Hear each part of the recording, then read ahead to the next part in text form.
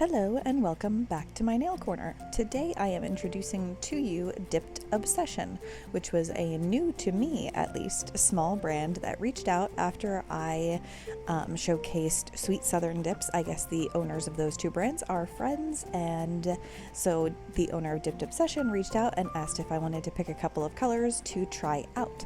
So I did, and I picked that beautiful white that is a UV changer and turns to that gorgeous purple you're seeing right now, and a beautiful glitter that I thought would be complementary. So that's what you're going to see me do today. I am using my Virgo and Gem dip base. It's always a go-to for me. I get a lot of questions about liquids, and feel free to keep them coming if you have questions. But in general, Triple D, Mani Boss, Virgo and Gem, they are like, I would reach for them any day, anytime. So yeah, if you wanted to know like faves, those are all quality and nice thin application liquids, so I highly recommend them, and they do a great job for me. So I'm going to go ahead and do my basic dip into this UV changer. It applied really nicely.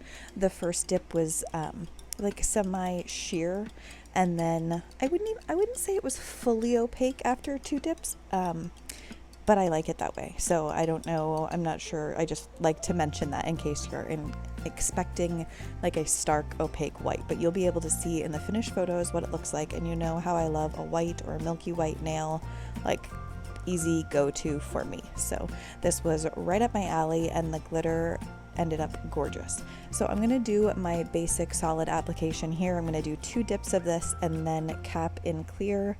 And if I was using my brain that day, then I will probably activate those nails in advance to keep glitter from contaminating them. But if not, don't judge me. And I highly recommend doing that if you're doing solid nails and then glitter nails. Just kind of keeping those processes separate. It helps keep your glitter from contaminating your solid nails. So that being said, how are you guys? How's your summer going? I hope everybody's having a great one. We got through the heat wave here in the Pacific Northwest last week, and we are back down into like a really comfortable mid to upper 70s, low 80s for the next 10 days. Like, yes, please. It did get up to, I think, 111 on Monday, which was crazy, but we made it and we're back to the usual. So I have a busy July coming personally, a lot of fun things. My husband and I are celebrating our anniversary in a couple of weeks, so we're going away for a night. We just have like lots of full weekends of just like little things, but you know, fun family things, date nights, things like that. So my husband and I have recently just focused on getting out every weekend for a date night, and we're probably 6, 7, maybe 8 weeks into that now, and it's been really nice. I know a lot of you who have kids will understand this, but we went through the years of little kids kind of, they have to be the priority, and they keep you really busy. And in that time, like my son had just turned 3 and my daughter was 10 months old when I lost my mom to cancer. And she was really like, if I needed a babysitter, she was it. But even at that time, like it was very rare that I used a babysitter.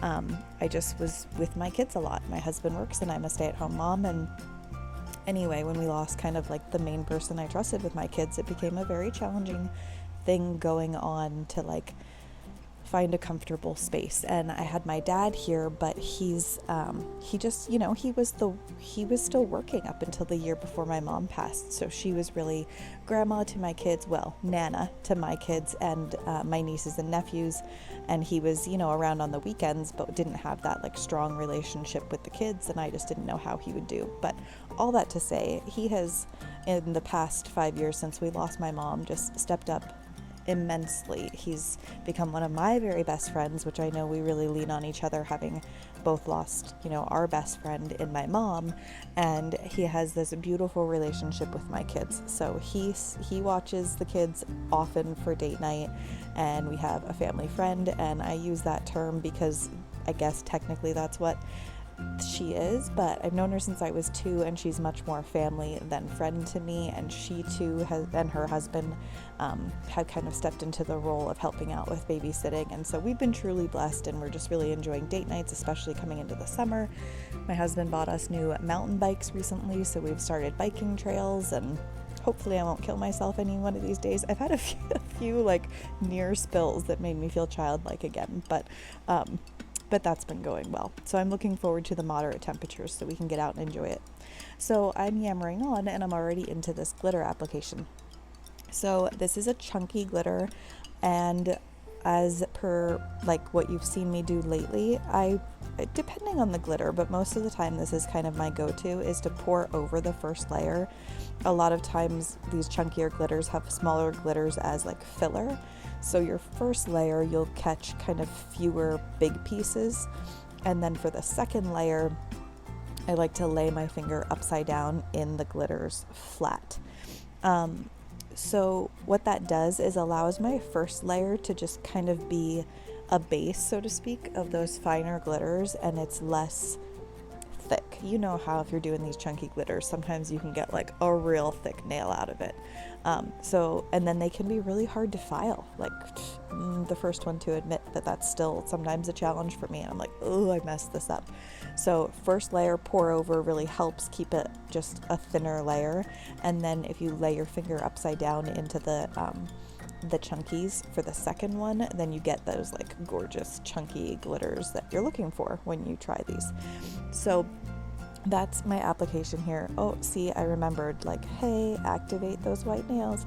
Oh, maybe I'm not. Okay, so this center nail, as you saw in the thumbnail photo, I decided to do a little accent line of glitter on that, and what I did just there is I activated that nail so that when I go in with my base to apply those glitters, any glitters that get like on the rest of the nail won't really stick to it. So if I hadn't used the activator and cured that white powder, it might still grab a few little glitters, and I wanted to just get like as clean a line as possible with the way I'm doing this. I'm not taping it off, which is why my line is not centered on my nail, but hey, it was just my nail, so I wasn't too worried about it, but don't judge me. I was a little bit lazy about this, but to show you like an easy process for doing like a line of glitter on a nail. So there I am laying my finger into the powder, and then I'm really gonna like mess around with the glitters as needed. I said powder, but glitter as needed, and like get rid of the extra ones that are hanging off the edge or whatever the case may be. You can really manipulate these quite a bit, so don't be afraid to do that. You can push them off, add them on, whatever you need to do. And then I believe, if I remember correctly, I did 2 coats of clear powder over these glitters, because like they were beautiful and they were chunky, and I knew if I filed into them, they were going to be silver on the inside, and I really didn't want to lose like the beautiful teal purple shift of these guys. They were just beautiful jewel toned glitters. So anyway, I'm going to let you guys watch for a minute. Yeah, did you see that? I even slowed down a little bit in video so you could see it happen. Check back. I totally dumped that over, but that's okay because I had that paper towel underneath and I was able to just like scoop it right back in and it was fine. But man, I was klutzy this day. Anyway, I'm gonna let you guys watch as I finish this up. I'm gonna do my little accent, super simple, and then I will be back to chat with you guys a little bit more. Oh, also, check out Dipped Obsession's website. I am putting their website in the description box below. She gave me a discount code for you guys. Definitely check her brand out. I love these new small dip powder brands popping up all over the place. They have just, everybody seems to have like a really unique eye, and so you just get a little piece of something different everywhere. So definitely check her out. And if something, calls your heart, then definitely use the discount code linked below to grab that. All right, I'll be back in just a minute.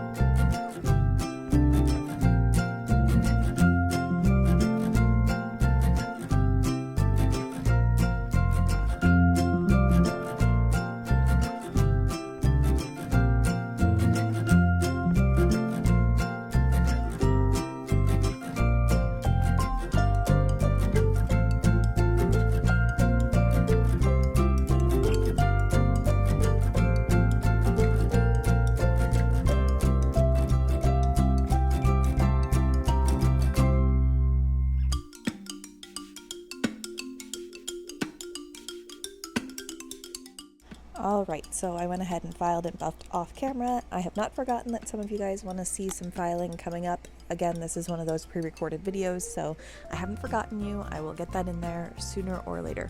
Trust me, I'm doing my best. Anyway, I'm going to go in with my gel top coat application, and for me that is gel base first, cure for 30 seconds, and then gel top. These are my Triple D gels. Now, you've seen me do a lot of different, I've either done like the 2-in-1 top coat, I've done the gel base and then the gel top, I've done the, oh, by the way, look at that glitter. Oh my gosh. So pretty, you guys. Like the jewel tones just like stole my heart, and as soon as you apply that glossy top coat, they are just, oh, stunning. Anyway, and then I've done like the Ultra Bond or like Mia's Secret Extra Bond over the dip powder and then applied gel top over that. For me, the magic is still gel base and gel top. Any of the others, I still find that I get like peeling. I don't know. I mean, my process might not be just right because I do buff my nails nice and smooth, and I know that if you're doing a gel top coat, the ideal is to like rough it up. But honestly, if I put gel base down first, cure it for 30 seconds, and then do a gel top, I don't ever get any peeling. And I mean, even if I'm like, ooh, I don't like the shape of that nail, and I file the edges, even the free edge, I don't get any peeling of that gel top coat. Did you see that purple shift coming out of the lamp? It's so pretty. Yeah, so this is just like, that is my go-to. Gel base, 30-second cure, gel top, 60-second cure, and it is like bulletproof for me. Like no peeling, no chipping, no nothing. And if I keep that sealed, like it does help with my my peel base to hang on longer. I know I get a ton of questions about how long or how to make peel base last. I personally don't worry about that lasting because I have, you know, my builder gel underneath, but I will kind of share up and coming in another video like what my recommendation is for like making it last a little bit longer if you want to. At the end of July, I'm going away for 3 days and 2 nights, and I'm like, yeah, and I'm going to be at a lake. And my peel base would generally not last that long. So I'm going to do a couple different things that I know will make my mani last a little bit longer. And so maybe that'll be the opportune time to share those things with you guys. So here we have the finished mani. What do you guys think? Isn't that purple pretty? And that glitter, it's so gorgeous. So I am going to finish up with my Candi Skincare Cuticle Oil as per usual. Check out the link below for my discounts. I have a discount code for Candi Skincare. I highly recommend taking care of that skin around your nails, especially keep it healthy, keep it hydrated. We do a lot to our nails, and that skin around it is really important to keep it healthy, hydrated, and happy. I hope you guys enjoyed this. Check out Dipped Obsession, and I will see you guys in my next upload. Bye now.